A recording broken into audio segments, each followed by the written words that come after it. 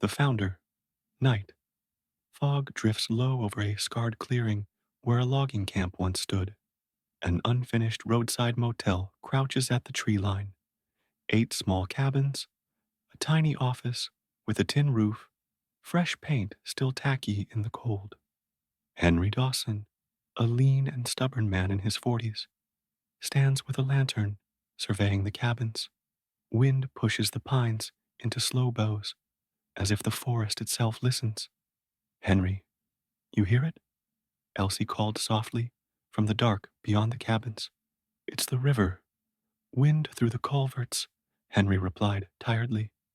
Elsie didn't smile back. Her eyes never left the tree line.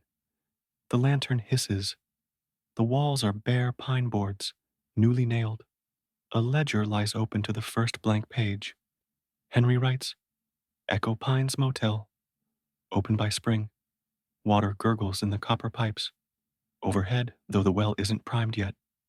Henry frowns, taps the pipe with a wrench. Henry, Elsie said, her voice hushed. He turns. Elsie stands in the office doorway, shawl pulled tight. Don't build here, Elsie said, concerned. We already did. It's good land. Close to the road, Henry replied, insistent. Not good. Listening, Elsie said, fearful. A beat. The pipe hums again, like a throat clearing to speak. They walk the muddy path. Cabin 12 sits furthest from the road, closest to the trees. Its window is a black square. The new door sticks. Henry shoulders it open. Raw wood, bare bulb. A mirror leans against the wall, unmounted. The floorboards whisper under their weight. Elsie stops near the drain in the tiny bathroom. She kneels, holds her breath. The hum becomes a whisper. Not words, just the shape of them. Who's there? Elsie whispered. Silence. Then, in the copper pipe above, 3 notes rise like breath, warming a flute. Elsie flinched. Air pockets. Tomorrow I'll, Henry said nervously. A barely there voice whispered, Henry! Henry dropped the wrench. It clattered, and the sound kept going like a ripple skittering down an unseen throat. Elsie grabbed his hand, her fingers cold. I told you. The forest remembers, Elsie said forebodingly.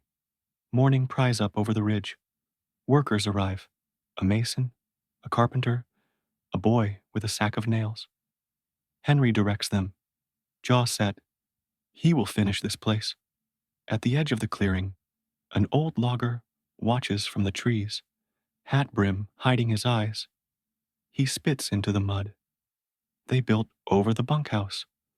Blood in the pilings don't hold, the logger said quietly. He turns and vanishes into the green. The mirror is mounted. It throws a cold rectangle of light onto the opposite wall. Henry tests the faucet. Water coughs, then streams. The hum turns to a coarse breathing that isn't his. Elsie stands behind him in the mirror. A second Elsie stands,